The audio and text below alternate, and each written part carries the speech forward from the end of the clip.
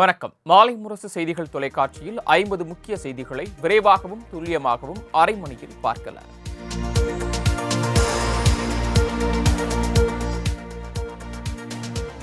10,000 கோடி கொடுத்தாலும் தேசிய கல்விக் கொள்கையில் கையெழுத்திட மாட்டேன் என முதலமைச்சர் மு.க. ஸ்டாலின் திட்டவட்டமாக தெரிவித்துள்ளார். கடலூர் மாவட்டம் வேப்பூர் அருகே திருப்பயரில் பெற்றோர்களை கொண்டாடுவோம் மாநாடு நடைபெற்றது. இதில் கலந்து கொண்டு பேசிய அவர், தேசிய கல்விக் கொள்கை என்பது சமூக நீதிக்கு மட்டுமல்ல, தமிழுக்கும் தமிழ்நாட்டு மக்களுக்கும் வேட்டு என்றும் பொருளாதார ஆய்வறிக்கையில் பாராட்டிவிட்டு மறுபக்கம் மத்திய அரசு நிதி தர மறுப்பதாகவும் விமர்சித்தார்.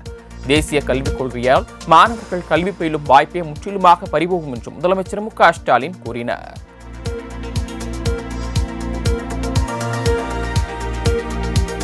நாம் தமிழர் கட்சிக்கு இது களை உதிர் காலம் என நாம் தமிழர் தலைமை ஒருங்கிணைப்பாளர் சீமான் விரக்தியை வெளிப்படுத்தியுள்ளார். நாம் தமிழர் கட்சியிலிருந்து தொண்டர்கள், நிர்வாகிகள் அடுத்தடுத்து விலகிய நிலையில் அக்கட்சியின் மகளிர் பாசறை ஒருங்கிணைப்பாளர் காளியம்மாள் விலகி திமுகவில் சேர உள்ளதாக தகவல் வெளியானது. இதுகுறித்து பேசிய சீமான், கட்சியில் இருப்பதும் விலகுவதும் அவரவர் சுதந்திரம் என தெரிவித்தார். இலையுதிர் காலம் போல நாம் தமிழர் கட்சிக்கு இது களையுதிர் காலம் என்றும் அவர் தெரிவித்தார்.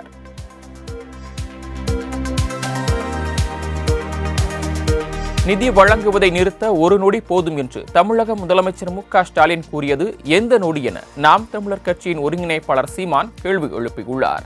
மதுரை விமான நிலையத்தில் நாம் தமிழர் கட்சியின் தலைமை ஒருங்கிணைப்பாளர் சீமான் செய்தியாளர்களை சந்தித்து பேசினார்.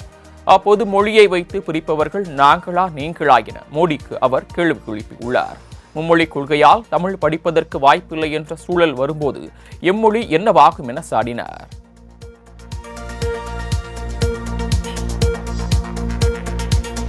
தமிழக வெற்றிக் கழகத்தின் ஆண்டு விழா மற்றும் பொதுக்குழு கூட்டத்திற்கு இன்னும் முறையான அனுமதி வழங்கவில்லை என செங்கல்பட்டு மாவட்ட காவல்துறை தெரிவித்துள்ளது. வருகிற 26ஆம் தேதி தமிழக வெற்றிக் கழகத்தின் ஆண்டு விழா கொண்டாடப்பட உள்ளது. இதற்காக செங்கல்பட்டு மாவட்டம் மாமல்லபுரத்தில் உள்ள தனியார் நட்சத்திர விடுதியில் தீவிர ஏற்பாடுகள் நடைபெற்று வருகின்றன. இதனிடையே 25 மாவட்டங்களுக்கு இன்னும் செயலாளர்கள் நியமிக்கப்படாத காரணத்தால் மாவட்ட பொதுக்குழு கூட்டம் தள்ளி போக வாய்ப்பு இருப்பதாக கூறப்படுகிறது.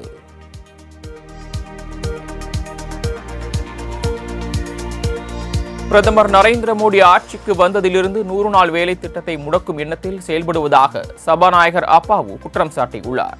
நெல்லை மாவட்டம் ராதாபுரம் தொகுதியில் மக்கள் நலத்திட்ட பணிகளை தொடங்கி வைத்த பின் பேசிய அவர், 100 நாள் வேலை திட்டத்தில் 5 மாதம் சம்பளம் பெறாதவர்களுக்கு சட்டமன்ற கூட்டத்தொடரில் நிதி ஒதுக்கி வழங்கப்படும் என உறுதியளித்தார். மேலும் 100 நாள் வேலை திட்டம் தொடர்பாக மத்திய அரசிடம் பல முறை நிதி கேட்டும் தரவில்லை எனவும் அவர் விமர்சித்தார்.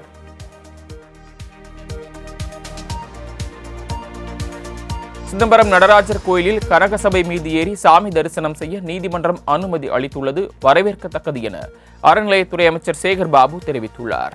சென்னை மயிலாப்பூரில் செய்தியாளர்களிடம் பேசிய அவர், இறைவனின் முன் அனைவரும் சமம் என்ற வார்த்தைக்கு உயர் கிடைத்திருக்கிறது என்றும் பக்தர்கள் கனகசபை மீது ஏறி தரிசனம் செய்வது புதிய நடைமுறை அல்ல, ஏற்கனவே காலமாக இருந்து வந்தது நடைமுறைதான் என்றும் கூறினார். ஆய்வின் போது அறநிலையத்துறையின் உயர்மட்ட குழு உறுப்பினர் சுகிசிவம் உடன் இருந்தார்.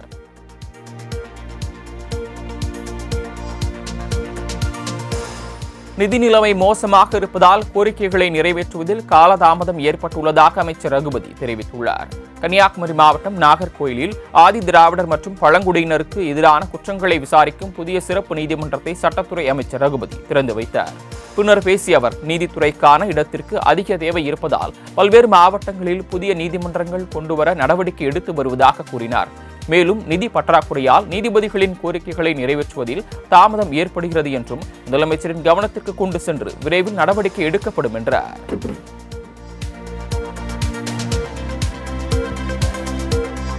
நகரங்களுடன் இணைக்கப்படும் ஊராட்சி பகுதியில் 100 நாள் வேலை வழங்க முதல்வருடன் பேசியிருப்பதாக அமைச்சர் கே.என். நேரு தெரிவித்துள்ளார். சேலம் மாவட்டம் ஓமலூர் பேருந்து நிலையத்தில் தினசரி காய்கறி சந்தையை திறந்து வைத்த பின் விழாவில் பேசிய அவர், 100 நாள் வேலை வழங்க முடியாத பட்சத்தில் கிராமத்தை நகரத்துடன் இணைக்கக்கூடாது என்ற மக்கள் கருத்தை மாவட்ட ஆட்சியர் அரசுக்கு அறிக்கையாக அனுப்பி வைப்பார் என்றார்.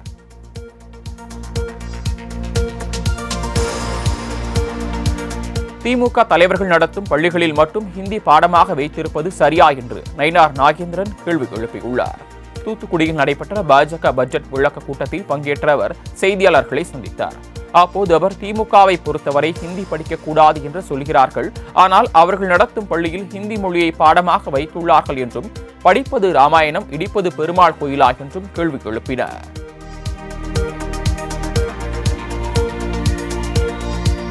திருச்சி பாரதிதாசன் பல்கலைக்கழக ஆசிரியர் பதவி உயர்வில் சமூக அநீதியை போக்க வேண்டுமென பாமக தலைவர் அன்புமணி ராமதாஸ் வலியுறுத்தியுள்ளார். அவர் விடுத்துள்ள அறிக்கையில், திருச்சி பாரதிதாசன் பல்கலைக்கழகத்தில் உறுப்பு கல்லூரிகளில் பணியாற்றி பல்கலைக்கழக பணிக்கு மாற்றப்பட்ட ஆசிரியர்களுக்கு பேராசிரியர் பணிக்கான பதவி உயர்வு மறுக்கப்பட்டுள்ளது என்றும், இந்த சமூக அநீதி கண்டிக்கத்தக்கது என்றும் கூறியுள்ளார்.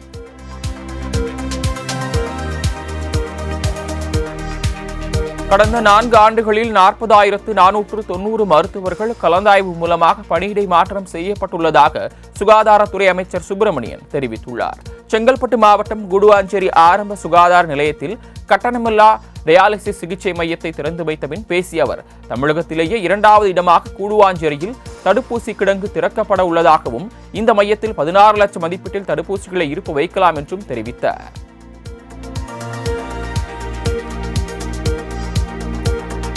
தமிழ்நாட்டு சகோதரிகளுக்கு முதலமைச்சர் மு.க.ஸ்டாலின் தாய்மாமனாக செயல்பட்டு வருவதாக அமைச்சர் ஏவாவேலு பெருமிதம் தெரிவித்துள்ளார். திருப்பத்தூரில் மக்கள் நலத்திட்டங்களை தொடங்கி வைத்த பின் மேடையில் பேசிய அவர் இவ்வாறு கூறினார். மேலும் தமிழ்நாட்டு சகோதரிகளுக்கு மாதந்தோறும் முதலமைச்சர் மு.க.ஸ்டாலின் 1000 ரூபாய் வழங்கி வருவதாக கூறினார். எல்லோருக்கும் எல்லா சலுகைகளும் கிடைக்க வேண்டும் என நினைப்பதுதான் திமுக என்றும், அதுதான் நமது திராவிட மாடல் ஆட்சி என்றும் அப்போது அவர் தெரிவித்தார்.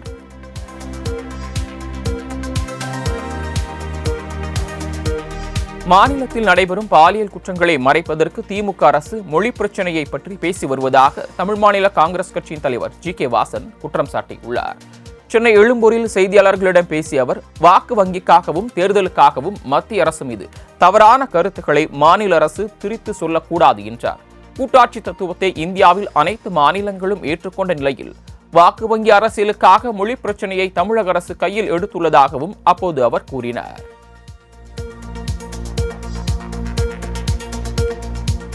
2026 தேர்தலில் யார் ஆட்சியில் அமர வேண்டும் என்பதை தமிழ்நாடு வணிகர் சங்கங்களின் பேரமைப்பு முடிவு செய்யும் என அதன் மாநில தலைவர் விக்ரமராஜா தெரிவித்துள்ளார். தமிழ்நாடு வணிகர் சங்கங்களின் பேரமைப்பு சார்பில் மாவட்ட பொதுக்குழு கூட்டம் காஞ்சிபுரம் மாவட்டத்தில் அதன் தலைவர் வேலுமணி தலைமையில் நடைபெற்றது. இதில் கலந்து கொண்டு பேசிய விக்ரமராஜா, தமிழகத்தில் உள்ள வட மாநில இளைஞர்கள் அனைவருமே குட்காவை பயன்படுத்தி வருவதாக தெரிவித்தார். பான் மசாலா, குட்காவிற்கு அகில இந்திய அளவில் சட்டமாக்கி அதனை தடை செய்யப்பட வேண்டுமே தவிர மாநிலம் மட்டும் தடை செய்தால் தீர்க்க முடியாது என்றும் அவர் கூறினார்.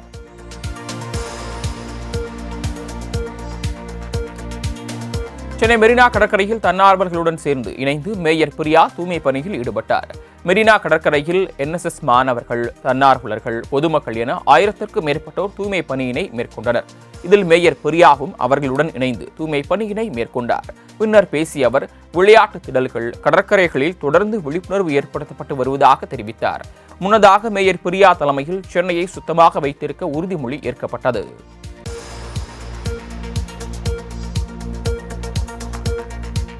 மாஞ்சோலையில் நடைபெறவிருக்கும் புலிகள் கணக்கெடுப்பில் வனத்துறை அதிகாரிகளுடன் பொதுமக்களையும் அனுமதிக்க வேண்டும் என புதிய தமிழகம் கட்சியின் தலைவர் கிருஷ்ணசாமி வலியுறுத்தியுள்ளார். தென்காசியில் செய்தியாளர்களுக்கு பேட்டியளித்த அவர், வனத்துறை மட்டும் இந்த கணக்கெடுப்பில் ஈடுபட்டால் உண்மைத்தன்மை வெளியே வராது என்றார்.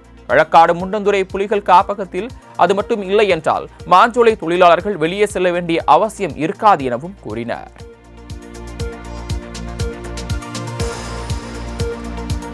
இந்தியா இலங்கை இடையே மீண்டும் கப்பல் சேவை தொடங்கியதால் வர்த்தகர்கள், சுற்றுலா பயணிகள் மகிழ்ச்சி அடைந்துள்ளனர். இரு நாட்டு கலாச்சாரம் மற்றும் சுற்றுலாவை மேம்படுத்தும் வகையில் கடந்த 2003ஆம் ஆண்டு நாகை, யாழ்ப்பாணம் இடையே கப்பல் சேவை தொடங்கப்பட்டது.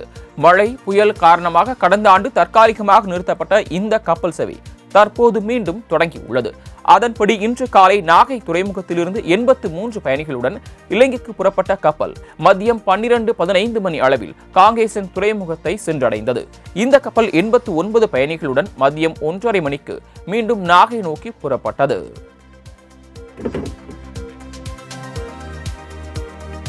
ரசிகர்கள் வேறு, வாக்காளர்கள் வேறு என்ற கமல் கருத்துக்கு தமிழக வெற்றிக் கழகம் சார்பில் பதிலளிக்கப்பட்டுள்ளது. இதுகுறித்து கருத்து தெரிவித்துள்ள தமிழக வெற்றிக் கழக இணை செய்தி தொடர்பாளர் ரமேஷ், ஊழல் கூடாரத்திற்கு எதிராக தொலைக்காட்சி பெட்டியெல்லாம் உடைத்து வீரவசனம் பேசிவிட்டு இன்று அதே கூடாரத்தில் கமல்ஹாசன் சுயநலனுக்காக இளைப்பாறை கொண்டு டப்பிங் பணி செய்து வருவதாக விமர்சித்தார். எம்ஜிஆரை போன்று வாக்காளர்களை ஒருங்கிணைத்து விஜய் ரசிகர்களை வாக்காளர்களாக மாற்றி வெற்றி பெறுவார் என்றும் ரமேஷ் தெரிவித்துள்ளார். புதுச்சேரியில் காவல்துறையை கண்டித்து இந்திய கம்யூனிஸ்ட் கட்சியினர் சாலை மறியல் போராட்டத்தில் ஈடுபட்டனர். தட்டாஞ்சாவடி பகுதியில் குடிமைப் பொருள் வழங்கல் துறை, வேளாண் துறை, தொழிற்பேட்டை உள்ளிட்ட பல்வேறு அலுவலகங்களுக்கு செல்ல பிரதான தொழிற்பேட்டை வழியை பொதுமக்கள் பயன்படுத்தி வந்தனர். இந்நிலையில் கடந்த 10 நாட்களுக்கு முன்பு காவல்துறையை இச்சாலையை பேரிடர்காடுகள் மூலம் மூடியதால் பொதுமக்கள் 2 கிலோமீட்டர் தூரம் வரை சுற்றிச் செல்லும் நிலை ஏற்பட்டுள்ளது. இதனை கண்டித்து மீண்டும் அந்த வழியை திறந்துவிடக் கோரியும் கிழக்கு கடற்கரை சாலையில் உள்ள கொக்கு பார்க் சந்திப்பில் இந்திய கம்யூனிஸ்ட் கட்சியினர் மறியல் போராட்டத்தில் ஈடுபட்டனர்.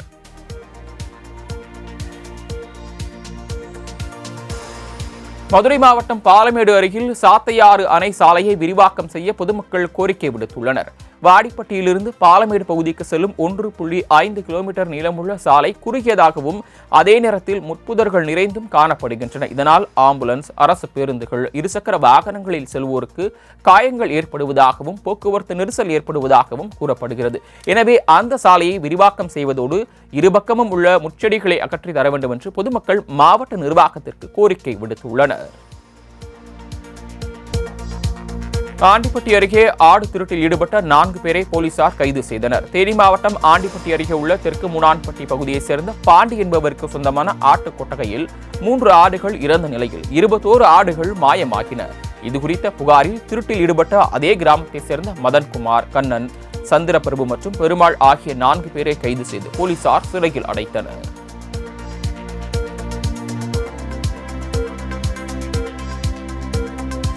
கடலூர் மாவட்டம் விருதாச்சலம் அருகே சரக்கு வாகனம் சாலையோர வாய்க்காலில் கவிழ்ந்து விபத்துக்குள்ளானதில் 15 பேர் காயமடைந்தனர். திருப்பயர் கிராமத்தில் நடைபெற்ற முதலமைச்சர் மு.க.ஸ்டாலின் நிகழ்ச்சியில் பங்கேற்பதற்காக விருதாச்சலம் அருகே பழையப்பட்டினம் கிராமத்திலிருந்து வந்த 15 பேர் நிகழ்ச்சி முடிந்த பின்பு சரக்கு வாகனத்தில் ஊருக்கு திரும்பியுள்ளனர். கஞ்சராயநத்தம் கிராமம் அருகே சென்றபோது ஓட்டுநரின் கட்டுப்பாட்டை இழந்த வாகனம் சாலையோர வாய்க்காலில் கவிழ்ந்து விபத்து ஏற்பட்டது. இதில் காயமடைந்த 15 பேரும் மீட்கப்பட்டு மருத்துவமனையில் அனுமதிக்கப்பட்டுள்ளனர்.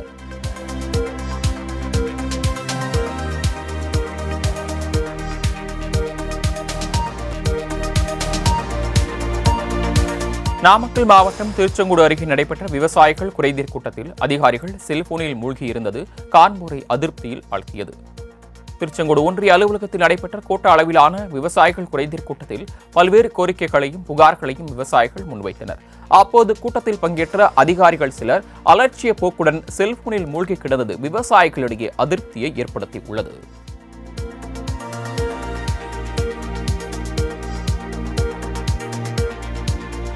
எதிர்த்து பேசியதால் 2000 ரூபாய் அபராதம் விதித்து அதனை கட்டினால்தான் வாகனத்தை தருவேன் என செல்போனை பிடுங்கி அடாவடியில் ஈடுபட்ட பெண் காவலரின் வீடியோ ஒன்று வைரலாகி வருகிறது. சென்னை மாங்காடு பகுதியைச் சேர்ந்த மதி அழகன் தனது நண்பருடன் இருசக்கர வாகனத்தில் சென்றுள்ளார். பின்னால் அமர்ந்திருந்த நண்பர் ஹெல்மெட் அணியாததால் ராமாபுரம் சிக்னலில் அவருக்கு பெண் போலீசார் அபராதம் விதித்திருக்கிறார். தான் கோர்ட்டில் அபராதம் கட்டிக்கொள்வதாக மதியழகன் கூறியும் பெண் காவலர் தன்னை எதிர்த்து பேசியதற்கு மேலும் 2000 ரூபாய் சேர்த்து 3000 ரூபாய் உடனே கட்ட வேண்டும் என கோரியும் வாகனம் செல்போனை பிடுங்கி வைத்துள்ளார்.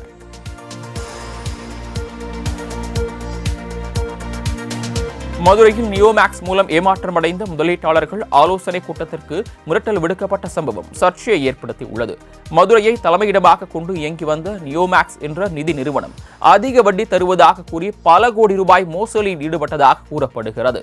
இதனைத் தொடர்ந்து ஏமாற்றமடைந்த முதலீட்டாளர்கள் ஆலோசனை கூட்டம் மாட்டுத்தாவணை பகுதியில் உள்ள தனியார் விடுதி ஒன்றில் நடைபெறவிருந்த நிலையில் எதிர்த்தரப்பினர் கூட்டத்திற்கு மிரட்ட விடுத்துள்ளனர்.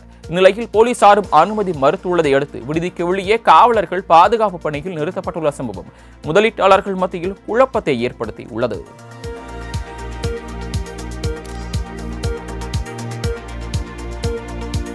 கிருஷ்ணகிரி மாவட்டம் ஒசூர் அருகே பர்னிச்சர் தயாரிக்கும் தொழிற்சாலையில் ஏற்பட்ட தீ விபத்தில் 1 கோடி ரூபாய் மதிப்பிலான பொருட்கள் தீயில் கருகி சேதமடைந்தன. ஆவலப்பள்ளி பகுதியில் உள்ள தனசேகர் என்பவருக்கு சொந்தமான பர்னிச்சர் தயாரிக்கும் தொழிற்சாலையில் திடீரென தீ விபத்து ஏற்பட்டது. இதனால் அந்த பகுதி முழுவதும் கரும்புகையால் சூழப்பட்டது. தகவல் அறிந்து வந்த தீயணைப்புத் துறையினர் பல மணி நேர போராட்டத்திற்கு பிறகு தீயை கட்டுக்குள் கொண்டு வந்தனர்.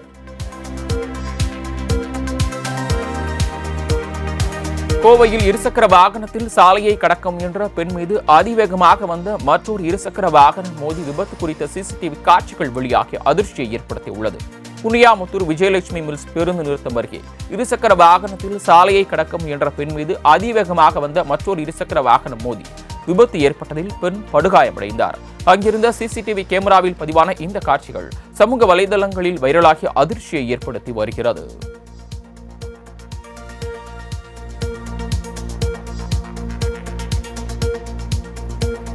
மீஞ்சூர் அடுப்பம்பட்டு ரயில் நிலையங்களுக்கு இடையே ஆய்வுப் பணியில் ஈடுபட்டிருந்த பொறியாளர் ரயில் மோதி பலியான சம்பவம் சோகத்தை ஏற்படுத்தியுள்ளது.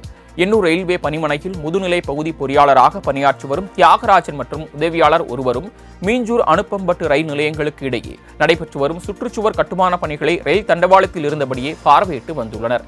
இந்நிலையில் எதிர்பாராத விதமாக கும்மிடிப்பூண்டியிலிருந்து சென்னை சென்ட்ரல் நோக்கி சென்ற புறநகர் ரயில் ஒன்று இருவர் மீது மோதியதில் தியாகராஜன் பலியான நிலையில் உதவியாளர் படுகாயங்களுடன் மீட்கப்பட்டு சிகிச்சை பெற்று வருகிறார்.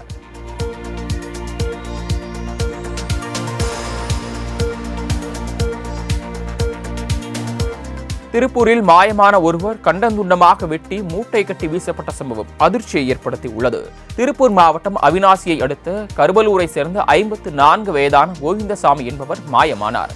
இதுகுறித்த புகாரின் பேரில் விசாரணை மேற்கொண்ட போலீசார் அவரை சொத்து தகராறு காரணமாக அவரது தம்பி மகனை வெட்டி துண்டு துண்டாக வெட்டியதோடும் 3 சாக்கு முட்டைகளில் கட்டி 27 கிலோமீட்டர் தூரம் கொண்டு சென்று குன்னத்தூர் அருகே உள்ள தொரவலூர் குளத்தில் கல்லை கட்டி வீசியிருப்பதும் தெரியவந்தது. போலீசார் விசாரணையில் இது தெரியவந்ததை அடுத்து ரமேஷை போலீசார் கைது செய்தனர்.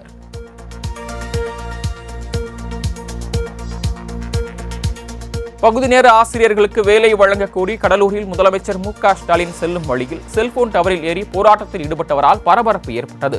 கடலூர் மாவட்டம் வேப்புரை அடுத்த திருப்பேர் கிராமத்தில் பெற்றோர்களை கொண்டாடுவோம் நிகழ்ச்சிக்கு முதலமைச்சர் மு.க.ஸ்டாலின் வருகை தந்தார். அப்போது கண்டப்பன்குறிச்சி என்ற கிராமத்தில் பகுதி நேர ஓவிய ஆசிரியரான சேரன் என்பவர் செல்போன் டவர் மீது ஏறி போராட்டத்தில் ஈடுபட்டார். தகவல் அறிந்து வந்த காவல்துறையினர் அவரிடம் பேச்சுவார்த்தை நடத்தி கீழே இறங்கச் சென்று அழைத்துச் சென்றனர்.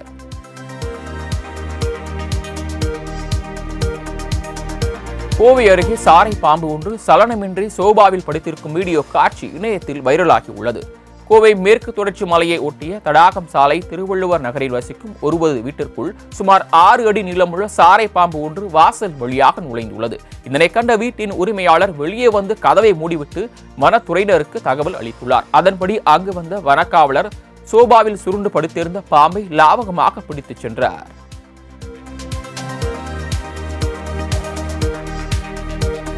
சென்னையில் பதுக்கி வைத்திருந்த 1 டன் செம்மரக்கட்டைகளை போலீசார் பறிமுதல் செய்தனர். சென்னை வியாசர்பாடி அம்மன் கோயில் தெருவில் வாடகை வீட்டில் வசித்து வரும் லியோன்ஸ் என்பவர் வீட்டு உரிமையாளர் தனது வீட்டில் செம்மரக்கட்டைகளை அடுக்கி வைத்திருப்பது தொந்தரவாக இருப்பதாக புகார் தெரிவித்துள்ளார். அதன் பேரில் அங்கு சென்ற செம்பியம் போலீசார் அட்டைப்பட்டியில் பதுக்கி வைத்திருந்த செம்மரக்கட்டைகளை பறிமுதல் செய்ததுடன் வீட்டின் உரிமையாளர் முகமது ரசூலையும் கைது செய்தனர். கைப்பற்றப்பட்ட செம்மரக்கட்டைகளின் மதிப்பு 5 லட்சம் ரூபாய் இருக்கும் என கூறப்படுகிறது.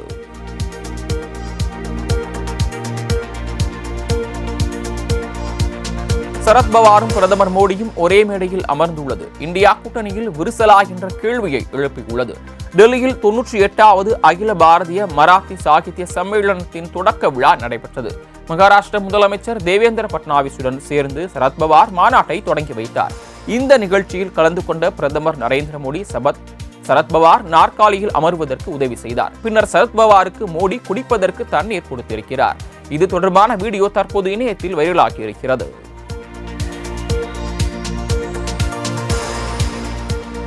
அதானி விவகாரம் தனிப்பட்ட பிரச்சனை அல்ல, தேசத்தை பற்றியது என பிரதமர் மோடியின் கருத்து குறித்து மக்களவை எதிர்க்கட்சித் தலைவர் ராகுல் காந்தி விமர்சனம் செய்துள்ளார். சமீபத்தில் அமெரிக்காவுக்கு சுற்றுப்பயணம் மேற்கொண்ட பிரதமர் நரேந்திர மோடியிடம் அதானி மீதான குற்றச்சாட்டு குறித்து அதிபர் டிரம்புடன் விவாதிப்பீர்களா என செய்தியாளர்கள் கேள்வி எழுப்பினர். அப்போது பதிலளித்த பிரதமர் மோடி தனிப்பட்ட பிரச்சனைகளை இரு நாட்டு தலைவர்களும் விவாதிக்க வேண்டிய அவசியம் இல்லை என தெரிவித்தார். இதனை விமர்சித்த ராகுல், மோடி உண்மையிலேயே இந்தியாவின் பிரதமராக இருந்தால் இந்த விவகாரம் குறித்து டிரம்பிடம் கேட்பார் என்றும் தேவைப்பட்டால் அமெரிக்காவுக்கு விசாரணைக்காக அதானியை அனுப்பி இருப்பார் என்றும் விளாசினார்.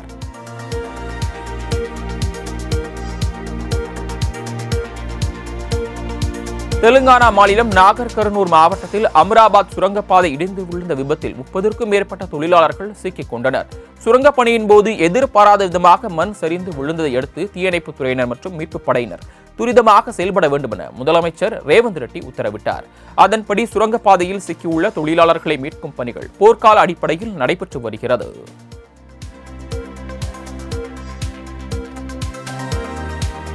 உலகின் 5வது பெரிய பொருளாதார நாடாக இந்தியா மாறியுள்ளதாக உத்தரப்பிரதேச முதலமைச்சர் யோகி ஆதித்யநாத் தெரிவித்துள்ளார். உத்தரப்பிரதேச மாநில சட்டசபையில் பட்ஜெட் கூட்டத்தொடர் நடைபெற்று வருகிறது. இதில் பேசிய முதலமைச்சர் யோகி ஆதித்யநாத் உத்தரப்பிரதேச மாநிலத்தின் பொருளாதார வளர்ச்சியை $1 டிரில்லியன் உயர்த்த கடந்த 2022ஆம் ஆண்டு முதல் நடவடிக்கை எடுக்கப்பட்டு வருவதாக தெரிவித்தார். தற்போது நடைபெற்று வரும் மகா கும்பமேளாவால் மாநிலத்திற்கு 3 லட்சம் கோடி ரூபாய் வருவாய் கிடைத்துள்ளதாகவும் அவர் அப்போது குறிப்பிட்டார்.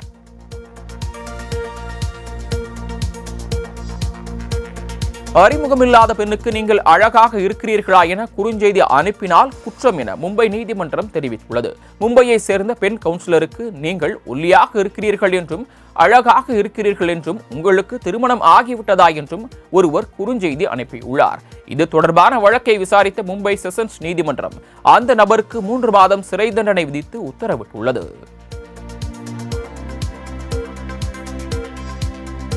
FBI-யின் புதிய தலைவராக நியமிக்கப்பட்டுள்ள இந்திய வம்சாவளியை சேர்ந்த காஷ் பட்டேல் பகவத்கீதை மீது சத்தியம் செய்து உறுதிமொழி எடுத்துக் கொண்டார்.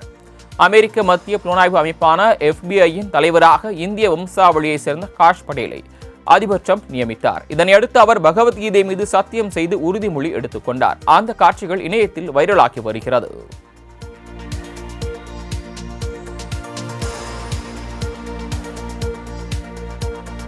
தமிழகம் உள்ளிட்ட தென் மாநிலங்களில் ஹிந்தி திணிப்பை கொண்டுவர மத்திய அரசு முயற்சிப்பதாக புதுச்சேரி முன்னாள் முதலமைச்சர் நாராயணசாமி குற்றம் சாட்டியுள்ளார். புதுச்சேரியில் உள்ள தனது இல்லத்தில் செய்தியாளர்களை சந்தித்த அவர் தமிழக அரசு மும்மொழி கொள்கையை எதிர்த்து நிலையில் புதுச்சேரி அரசு பிரதமர் மோடிக்கு பணிந்து மும்மொழி கொள்கையை அமல்படுத்தி ஹிந்தி திணிப்பை ஏற்றுக்கொண்டுள்ளதாக தெரிவித்தார். துபாயில் நாளை நடைபெறவுள்ள கிரிக்கெட் போட்டியில் இந்திய கிரிக்கெட் அணி வெற்றி பெற வேண்டி கிரிக்கெட் ரசிகர்கள் கும்பமேளாவில் நிலை ஆட்டத்தில் நாளை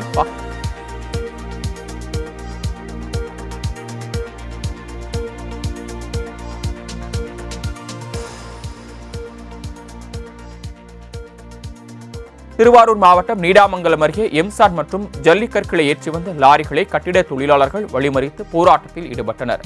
ஜல்லி மற்றும் எம்சாட் 100% விலை உயர்வை கண்டித்து ஒப்பந்ததாரர்கள் மற்றும் கட்டிட தொழிலாளர்கள் கூட்டமைப்பு சார்பில் போராட்டங்கள் நடைபெற்று வருகின்றன. இந்நிலையில் கோயில்வெண்ணி, மன்னார்குடி, சிறுமங்கலம் உள்ளிட்ட இடங்களில் வெளி மாவட்டங்களில் இருந்து ஜல்லி, எம்சான் உள்ளிட்ட கட்டுமான பொருட்களை ஏற்றி வந்த நூற்றுக்கணக்கான டாரஸ் லாரிகளை ஒப்பந்ததாரர்கள் மற்றும் கட்டிட தொழிலாளர்கள் சிறைபிடித்து போராட்டத்தில் ஈடுபட்டனர்.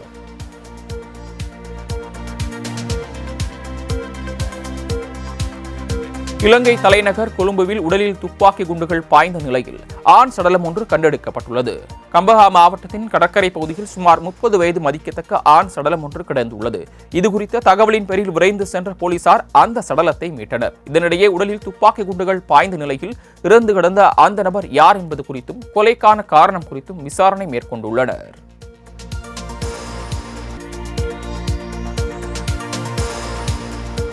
இலங்கையில் வெப்பநிலை அதிகரித்துள்ளதால் மக்கள் அதிக அளவில் தண்ணீர் குடிக்க வேண்டும் என அந்நாட்டு அரசு அறிவுறுத்தியுள்ளது. இலங்கை வடக்கு, வடமத்திய, வடமேல் மற்றும் மேல் மாகாணங்களிலும் ரத்தினபுரி, காலி மற்றும் மாத்தறையிலும் வெப்பத்தின் தாக்கம் அதிகரித்திருக்கிறது. இதனால் வீட்டில் உள்ள முதியவர்கள் மற்றும் நோயாளிகளை அதிக கவனத்துடன் பார்த்துக் கொள்ள வேண்டும் என்றும் வெப்பநிலைக்கு ஏற்ப பள்ளி மாணவர்களுக்கு அதிக அளவில் தண்ணீர் கொடுக்க வேண்டும் என்றும் விளையாட்டுப் போட்டிகளை வெயிலின் தாக்கத்தை பொறுத்து ஏற்பாடு செய்ய வேண்டும் என்றும் தெரிவிக்கப்பட்டுள்ளது.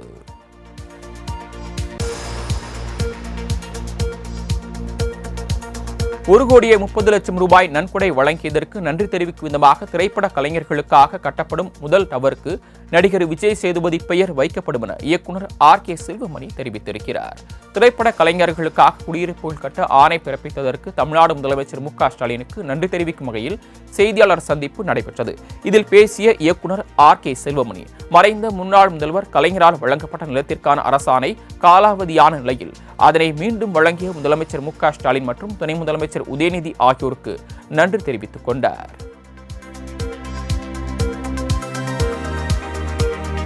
சௌரவ் கங்குலியின் வாழ்க்கை படத்தில் ராஜ்குமார் ராவ் நடிக்க உள்ளதாக தகவல் வெளியாகியிருக்கிறது. சச்சின் டெண்டுல்கர், MS தோனி உட்பட சில கிரிக்கெட் வீரர்களின் வாழ்க்கை கதை சினிமாவாகி இருக்கிறது. இதனைத் தொடர்ந்து இந்திய கிரிக்கெட் அணியின் முன்னாள் கேப்டனும் இந்திய கிரிக்கெட் வாரிய முன்னாள் சேர்மனுமான சௌரவ் கங்குலியின் வாழ்க்கை கதையும் திரைப்படமாகிறது. இதில் ஆயுஷ்மான் குரானா, ரன்பீர் கபூர் உட்பட சில நடிகர்களின் பெயர்கள் பரிசீலிக்கப்பட்ட நிலையில்